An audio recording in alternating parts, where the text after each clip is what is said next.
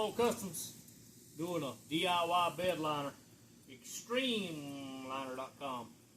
It's pretty good. Got to mix all these cans. The easiest way I found is mix it all into a bucket. Get a cup and a bottle for a funnel. You got to pour it in this right here. Get it poured into there. It's nasty, messy, but this is a pretty good liner. It's real durable and rubbery.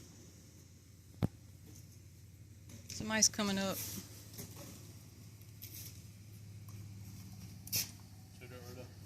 So put a little gun on it and just spray it in. Pretty good DIY kit. About 250. Yep. Show you how it sprays. Very easy.